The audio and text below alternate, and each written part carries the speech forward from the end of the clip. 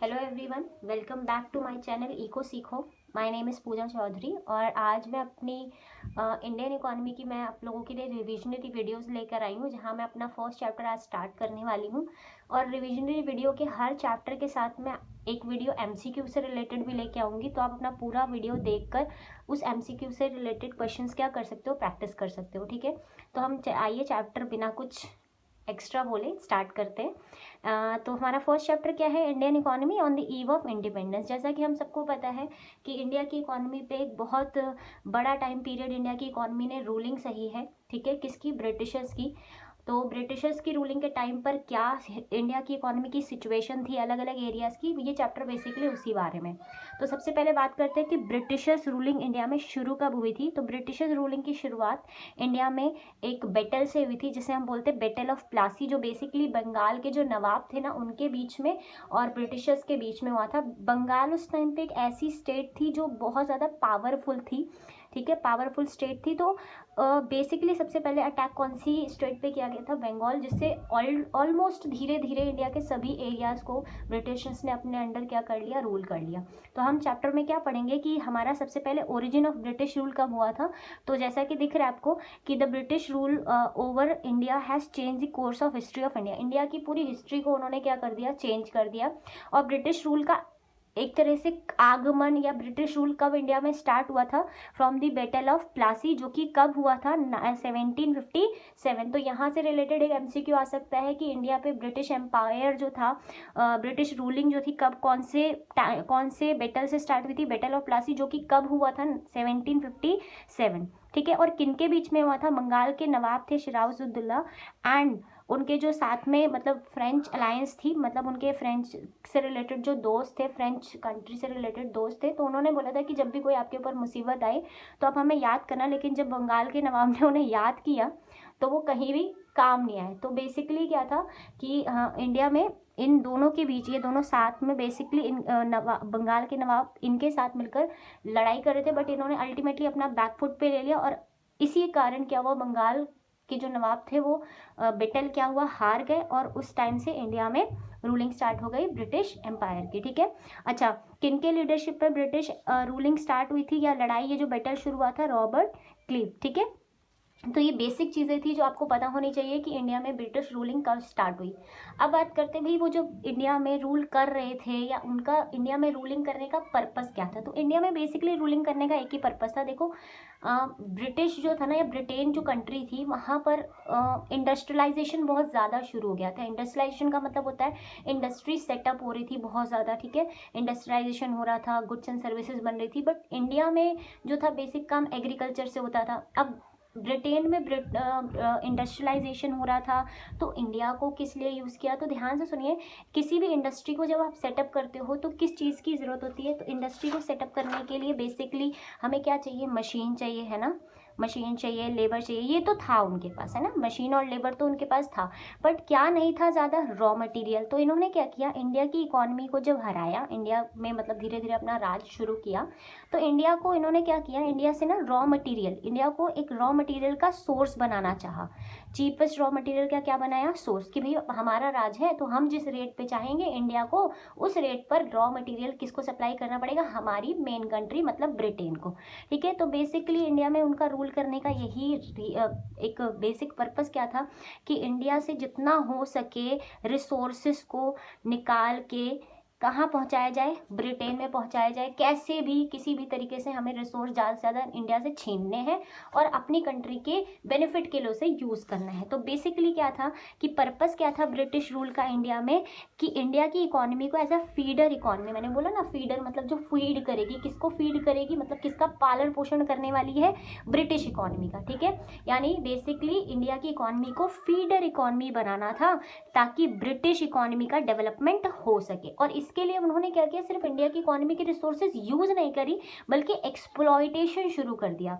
तो दे exploited Indian naturals के साथ साथ ह्यूमन रिसोर्सेज भी, मतलब किसानों से ज़बरदस्ती मार पीट के काम करवाना ताकि ज़्यादा से ज़्यादा प्रोडक्शन हो और वो प्रोडक्शन को एज अ रॉ मटेरियल हम ब्रिटेन की कंट्री में भेज सके। ये ब्रिटिश रूलर इंडिया से चाहते थे। ठीक है, तो क्या बोलोगे कि इंडिया की इकॉनमी के उन्होंने नेचुरल और ह्यूमन दोनों रिसोर्सेज को एक्सप्लॉइट किया, किस लिए? ताकि उनकी इकॉनमी चमके। ठीक है, ताकि उनकी इकॉनमी चमके, मतलब glory for their own economy. और फिर क्या हुआ, जब धीरे धीरे ये चीज़ें इंडिया के लोगों को समझ आई, इंडिया के लीडर्स खड़े हुए, बहुत सारे लोगों ने मतलब ब्रिटिशर्स के खिलाफ आवाज़ उठाई, और फाइनली क्या हुआ, 200 साल की गुलामी के बाद इंडिया ने इंडिपेंडेंस को 15 अगस्त 1947 को ले ही लिया। ठीक है, तो अब बात करते हैं कि इंडिया की इकॉनमी जब ब्रिटिशर्स नहीं थे तो कैसी थी, कि क्या ऐसी सिचुएशन इंडिया की इकॉनमी ने, आपको कंपैरिजन आना चाहिए ना कि पहले क्या था और बाद में क्या थे, तो आपको समझ आएगा अच्छा ब्रिटिशर्स के आने से बुरा इफेक्ट पड़ा या अच्छा। तो इसको समझने के लिए हमें सबसे पहले ये समझना होगा कि इंडिया की इकॉनमी में ब्रिटिशर्स के राज से पहले क्या था। तो जब वो नहीं आए थे ना इकॉनमी में, तो before the advent of British rule India की इकॉनमी में क्या क्या चीज़ें थी। तो देखो, इंडिया की इकॉनमी में की कुछ बहुत सारी विशेषताएं थी, और उन कुछ विशेषताओं में से या कुछ फीचर्स में से कुछ पॉइंट यहाँ पर एलेबोरेट करेंगे। जैसे सबसे पहले हम लोग आत्मनिर्भर थे। आत्मनिर्भर का मतलब हम लोगों को जो चाहिए हम किसी से मांगने के मोहताज नहीं थे, मतलब प्रॉस्पेरस इकोनॉमी थी, सेल्फ रिलायंट थी। ठीक है, और बेसिकली इसका रीजन क्या था कि हमारा जो एग्रीकल्चर था ना, वो इतना ज़्यादा प्रोडक्शन देता था कि हम किसी और चीज़ के लिए किसी दूसरे देश पे ज़्यादा डिपेंड ही नहीं करते थे। तो हम कह सकते हैं कि एक प्रॉस्पेरस इकोनॉमी थी, और साथ साथ कृषि प्रधान, मतलब एग्रेरियन इकोनॉमी थी, मतलब एग्रीकल्चर पे बहुत ज़्यादा लोग डिपेंड करते थे और वहीं से अपना सारा लाइवलीहुड निकालते थे। और साथ ही साथ ये तो इंडिया के एग्रीकल्चर एरिया में, मतलब एग्रीकल्चर एरिया बहुत ज़्यादा फलता फूलता था उस समय।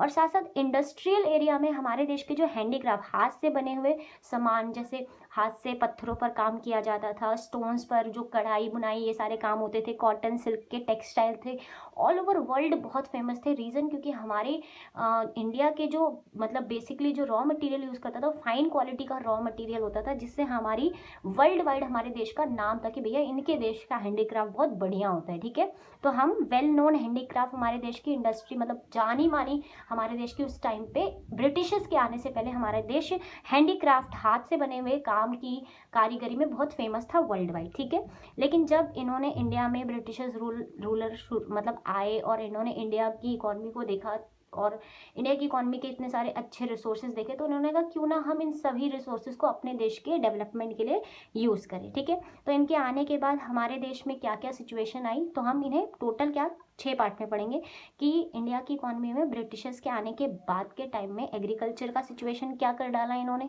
इंडस्ट्रियल सेक्टर की क्या हालत हो गई, हमारे देश के फॉरेन ट्रेड की क्या हालत हो गई, हमारे देश की डेमोग्राफिक कंडीशन, मतलब क्या लिटरेसी रेट थी, क्या पॉपुलेशन से रिलेटेड डेटा के बारे में भी हम पढ़ेंगे, हमारे देश का ऑक्यूपेशनल स्ट्रक्चर कैसा था, और साथ साथ हमारे देश का इंफ्रास्ट्रक्चर किस तरीके से प्रभावित हुआ ब्रिटिशर्स रूलिंग के बाद, हम ये पढ़ेंगे। ठीक है, लेकिन इन सबको पढ़ने से पहले मुझे एक पॉइंट है जो आपके एनसीईआरटी बुक में दिया है, आपको पढ़ लेना। जैसे मैंने आपको बोला कि हम जो इंडियंस थे वो हैंडीक्राफ्ट इंडस्ट्री के लिए वर्ल्ड वाइड बहुत फेमस थे।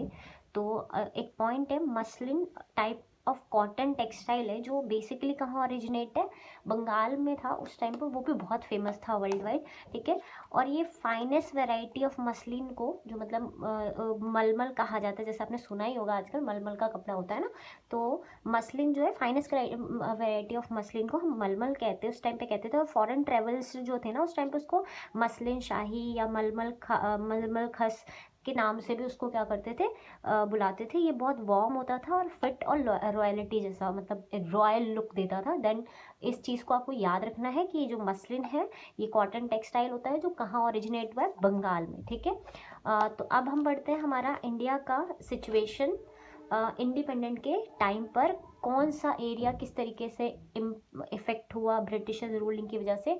तो सबसे पहले हम क्या पढ़ेंगे, एग्रीकल्चरल एरिया में सबसे पहले हमें पता है कि एग्रीकल्चर जो था, हम लोग एग्रेरियन इकॉनमी थे। बीइंग एग्रेरियन इकॉनमी मतलब हमारी पॉपुलेशन का 85% जो था वो विलेजेस में रहता था, जो अपने रोज़मर्रा की ज़रूरतों के लिए, अपनी अर्निंग के लिए डायरेक्टली और इनडायरेक्टली किस पर निर्भर था, एग्रीकल्चर पर ही डिपेंड था।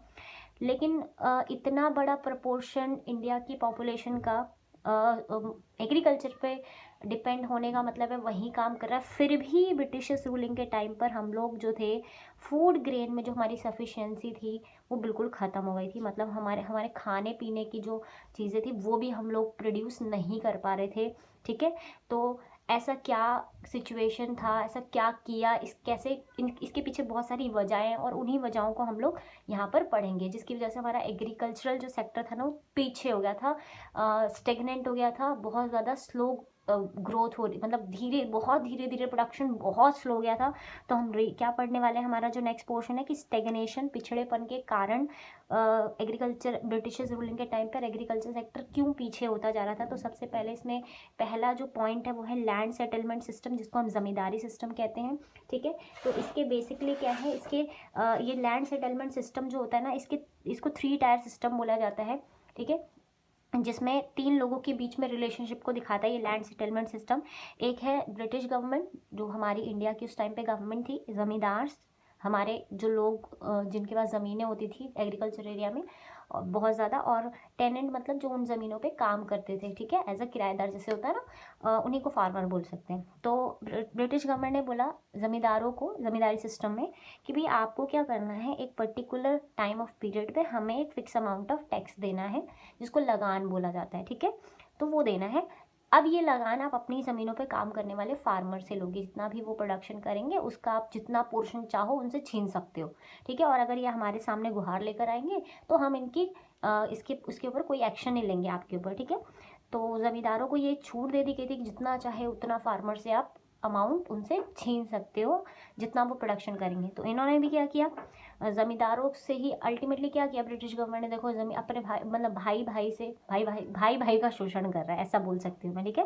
तो जहाँ ब्रिटिश गवर्नमेंट ने ज़मींदारों को ये खुली छूट दी, ज़मींदारों ने क्या किया, इनसे जितना भी ये लोग प्रोडक्शन करते थे, जितने भी फूड ग्रेन प्रोडक्शन करते थे, या फूड ग्रेन का बहुत मेजर पोर्शन ये लोग ले लेते थे। मतलब जितना भी ये ज़मीन पर प्रोडक्शन कर रहे हैं उस प्रोडक्शन का मेजर पोर्शन ये ज़मींदार ले लेते थे, ठीक है। फिर उसमें को बेच बाज के जो भी है थोड़ा बहुत जो भी टैक्स रेट डिफाइंड है लगान गवर्नमेंट को देते थे, बाकी सारा अपनी जेब में। और इनको नाम के लिए सिर्फ थोड़ा बहुत जो था, जो ये प्रोडक्ट प्रोड्यूस करते थे, थोड़ा बहुत इनके पास रह जाता था, जिससे क्या हो गया था, हमारे देश में जो टेनेंट या एग्रीकल्चर फार्मर्स थे वो बेचारे भुखमरी के भी शिकार हो गए थे। मतलब इनको इतना कम अमाउंट ऑफ क्रॉप मिलता था कि इनके खाने पीने की ज़रूरतें भी पूरी नहीं हो पाती। तो लैंड सेटलमेंट सिस्टम को में इस तरीके से इन्होंने 3 रिलेशनशिप बनाए, 3 लोगों के बीच में रिलेशनशिप दिखाया गया, ब्रिटिश गवर्नमेंट, ज़मींदार और टेनेंट, ठीक है। इसके बाद हम बात करेंगे, हमारा जो नेक्स्ट पॉइंट है एग्रीकल्चर एरिया में वो है कमर्शियलाइजेशन, ठीक है। क्या बोलेंगे, कमर्शियलाइजेशन, कमर्शलाइजेशन ऑफ एग्रीकल्चर। अब ये क्या होता है, ध्यान से सुनना। लैंड सेटलमेंट सिस्टम करने के बाद इन्होंने क्या किया, इन्होंने फार्मर्स को, जो मतलब जिनके पास अपनी ज़मीनें हैं, चलो लैंड सेटलमेंट सिस्टम तो किन के लिए अपनाया गया, जो किसान या छोटे लोग ज़मींदारों की ज़मीनों पे काम कर रहे हैं उनसे उनको एक तरह से एक्सप्लॉइट किया। अब जिन किसानों के पास ज़मीनें हैं उनको देखो इन्होंने किस तरीके से अपने इन्फ्लुएंस में लिया और किस तरीके से इंडिया की इकॉनमी को और ज़्यादा डीपली एक्सप्लॉइट करने की कोशिश की। तो इन्होंने क्या किया, सबसे पहले जो भी फार्मर्स थे ना उनको बोला कि भाई देखो आप ना, इन्होंने बोला कि अगर आप सिर्फ फूड क्रॉप प्रोड्यूस कर रहे हो तो इससे आपकी खाने पीने की ज़रूरतें पूरी हो रही है, आप फूड क्रॉप की जगह कैश क्रॉप को प्रोड्यूस करो। कैश क्रॉप क्या होती है, तो कैश क्रॉप का मतलब बेसिकली क्या हुआ कि जब आप ना मार्केट में प्रोडक्शन मतलब अपनी खेती बाड़ी करते हो, प्रोडक्शन करते हो, एग्रीकल्चर फार्मिंग करते हो, लेकिन फार्मिंग किस लिए करते हो, बेसिकली ऐसी क्रॉप की फार्मिंग करते हो जो मार्केट में बेचने लायक हो। या ऐसे बोल सकती हूँ कि कमर्शियलाइजेशन का मतलब होता है जब आप प्रोडक्शन करते हो, ठीक है, किस लिए प्रोडक्शन करते हो, सेल करने के लिए मार्केट में, यानी अपनी एग्रीकल्चर को कमर्शियल मतलब ट्रेड बना रहे हो। तो कमर्शियलाइजेशन का मतलब होता है प्रोडक्शन ऑफ क्रॉप, क्रॉप का प्रोडक्शन करना, किस लिए, प्रोडक्शन ऑफ क्रॉप, किस लिए प्रोडक्शन कर रहे हो आप क्रॉप का, क्रॉप्स का प्रोडक्शन कर रहे हो किस लिए, फॉर सेल के लिए, ठीक है, सेल इन दी मार्केट। तो इन्होंने जो ब्रिटिश गवर्नमेंट थी इन्होंने फार्मर्स को बोला कि आप लोग क्या करो, अपनी जो क्रॉपिंग कर रहे हो ना वो सेल के लिए भी मार्केट में लेके आओ। मतलब बेसिकली इन्होंने क्या कहा, इन्होंने कहा कि फूड जो क्रॉप है ना, फूड क्रॉप जो है ना उसकी जगह पर आप क्या करो, कैश क्रॉप को प्रोड्यूस करो। कैश क्रॉप मतलब होता है जैसे कि जूट हो गया, ठीक है, कॉटन हो गया, ये सब प्रोड्यूस करो, इसके आपको बहुत हाई रेट मिलेंगे मार्केट में, ठीक है। तो ये इनके पीछे ये ब्रिटिश गवर्नमेंट ऐसा क्यों कर रही थी? क्या फार्मर का भला चाहती थी? तो नहीं, ये जो कैश क्रॉप है ना, ये जो cash crop, jute, cotton, silk, ये सब ना एज अ रॉ मटेरियल चाहिए था इनको, ब्रिटिश गवर्नमेंट को। ये चाहते थे कि ये लोग प्रोड्यूस करें, हमारे फार्मर्स इसको प्रोड्यूस करें, और ये रॉ मटेरियल जो है ना हम फार्मर से खरीदेंगे और अपनी कंट्री में, मतलब ब्रिटेन में क्या करेंगे, ब्रिटेन में हम भेजेंगे। ब्रिटेन की फैक्ट्रियाँ, इंडस्ट्रियाँ, इसको रॉ मटेरियल के लिए इस सब की ज़रूरत है। तो हम क्या करेंगे, हम इंडिया के फार्मर्स को, ये इन्होंने इंडियंस के फार्मर को ऐसे इन्फ्लुएंस किया कि भाई आप अपनी जो क्रॉप है, जो फूड क्रॉप है, उसको कैश क्रॉप में कन्वर्ट करो। कैश क्रॉप का मतलब उन चीज़ों को बनाओ जो मार्केटेबल है, जो मार्केट में बिक सकती हैं। तो इस तरीके से उन्होंने हमारे एग्रीकल्चर को क्या किया, कमर्शियल करने पे फोर्स किया, ताकि उन्हें प्रॉपरली टाइमली रॉ मटेरियल मिले अपनी इंडस्ट्रीज़ के लिए। अब इससे दुख, इसकी सिचुएशन हम पे उल्टी पड़ गई। उल्टी क्या पड़ गई भी, खाने पीने की ज़रूरतें वैसे ही कम थी, और उसके बाद कुछ फार्मर जो मतलब बेसिकली फार्मर सारे कैश क्रॉपिंग करने लगे। अब कैश क्रॉपिंग की वजह से हमारी जो फूड क्रॉपिंग थी वो इंडिया में कम होने लगी, जिससे हमें फूड के लिए, जैसे धान या चावल, गेहूं, इन सब के लिए हमें हम बाहर की कंट्री से खरीदते थे। मतलब देखो, अब कई लोगों को लगता है कैश क्रॉपिंग से तो पैसा आ ही जाएगा, तो फिर इससे तो फार्मर का भला होना चाहिए। लेकिन बेटा, कैश क्रॉप जब से जो भी अर्निंग आएगी वो अल्टीमेटली कहाँ यूज़ होगी? भाई महंगा फूड क्रॉप खरीदना पड़ेगा तुम्हें बाहर की कंट्री से। तो अल्टीमेटली इसका क्या हुआ, इसका इफेक्ट हमारे फार्मर्स पे उल्टा ही पड़ गया, कमर्शलाइजेशन ऑफ एग्रीकल्चर का। तो कमर्शलाइजेशन ऑफ एग्रीकल्चर और कुछ नहीं होता, जब आप प्रोडक्शन, हमारे फार्मर जब प्रोडक्शन करने लग जाते हैं, वो क्रॉप का जो मार्केट में क्या है, सेलेबल है, या फिर हम मार्केट में जो क्रॉप बेच सकते हैं, उन क्रॉपिंग या सॉरी उन चीज़ों का प्रोडक्शन करें, तो हम कहते हैं एग्रीकल्चर क्या हो रहा है, कमर्शियल हो रहा है। ठीक है, इसके बाद तीसरी चीज़ हमारे साथ क्या हो रही थी, तीसरी चीज़ हुई लो लेवल ऑफ प्रोडक्टिविटी। और उस टाइम पे हमारा, मैंने बोला, प्रोडक्शन का लेवल भी बहुत क्या था, बहुत कम। देखो, ये जो ज़मींदार थे, ये क्या करते थे, नालायक सिर्फ टैक्सेस लेने पे लगान ले लेते थे। लेकिन लगान लेने के बाद इन्होंने कभी भी फार्मर्स के लिए या फिर जो काम कर रहे टेनेंट, उनके लिए कुछ नहीं किया कि उनकी प्रोडक्टिविटी बढ़े। मतलब हमारे देश में, या हम बोल सकते हैं जो ब्रिटिश रूलर थे, वो भी नई टेक्नोलॉजी या इरिगेशन फैसिलिटीज़, ये लोग क्या करते थे, वही लेबर फोर्सेस से काम करते थे, लेबर इंटेंसिव टेक्निक्स थी।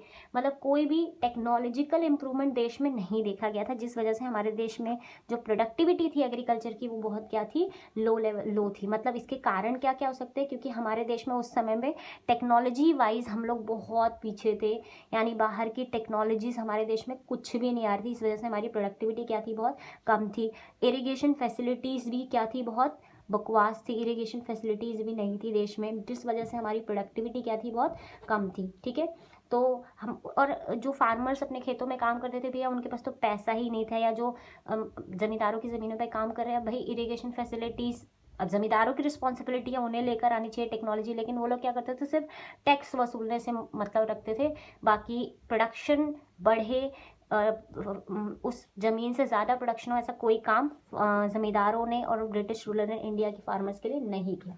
ठीक है, और चौथा पॉइंट क्या था एग्रीकल्चर एरिया में, तो चौथा पॉइंट था कि हमारे देश में स्कार्सिटी थी। किस चीज़ की स्कार्सिटी थी, तो स्कार्सिटी थी इन्वेस्टमेंट, स्कार्सिटी ऑफ इन्वेस्टमेंट। देखो, हर देश की सरकार की रिस्पॉन्सिबिलिटी है, जैसे हमारे देश की आपकी जो सरकार है वो क्या करती है, किसानों के लिए कितना कुछ बेनिफिशियल चीज़ें लेकर आती है ना। लेकिन हमारे देश में जब उस समय ब्रिटिश रूलिंग थी, तो ब्रिटिश गवर्नमेंट थी, लेकिन ये नलायक ब्रिटिश गवर्नमेंट ने कोई भी इन्वेस्टमेंट एग्रीकल्चर एरिया के लिए नहीं की, जिससे उनकी प्रोडक्शन एक्टिविटी क्या हो, बढ़े। मतलब बेसिकली क्या था, एग्रीकल्चर जो था ना, इंडियन एग्रीकल्चर, बहुत ज़्यादा इन्वेस्टमेंट की कमी थी उसमें। ठीक है, इन्वेस्टमेंट करेगी सरकार, हेल्प करे, ज़मींदार हेल्प करे, लेकिन इन्वेस्टमेंट की बहुत कमी थी। और जिस वजह से हमारा जो एग्रीकल्चर प्रोडक्टिविटी, इसको लिंक कर सकते हैं, प्रोडक्टिविटी का लेवल बहुत कम था। ठीक है, तो इस तरीके से कुछ प्रॉब्लम्स थी एग्रीकल्चर एरिया फेस करा था, कि जब से पहले क्या बोल सकते हो कि कमर्शलाइजेशन हो गया था, लो लेवल ऑफ प्रोडक्टिविटी हो गया था, इन्वेस्टमेंट की कमी थी, और साथ साथ लैंड सेटलमेंट सिस्टम आ गया था, जिस वजह से हमारे देश का एग्रीकल्चर सेक्टर पूरी तरीके से क्या हो गया था, ख़राब हो गया था। ठीक है, तो इस तरीके से हमारा इस वीडियो में मैं आपको स्टेट ऑफ एग्रीकल्चर के बारे में मैंने बताया है। अब हमारी नेक्स्ट वीडियो में मैं कोशिश करूँगी कि पूरा चैप्टर ऑलमोस्ट ख़त्म हो जाए और हमारी थर्ड वीडियो में आप इससे रिलेटेड MCQ देख लें। Thank you so much. अगर आपको मेरी वीडियो अच्छी लगी है तो इसे ज़्यादा से ज़्यादा लाइक करिए, सब्सक्राइब करिए मेरे चैनल को और अपने दोस्तों के साथ इसे ज़्यादा से ज़्यादा शेयर करिए। Thank you so much.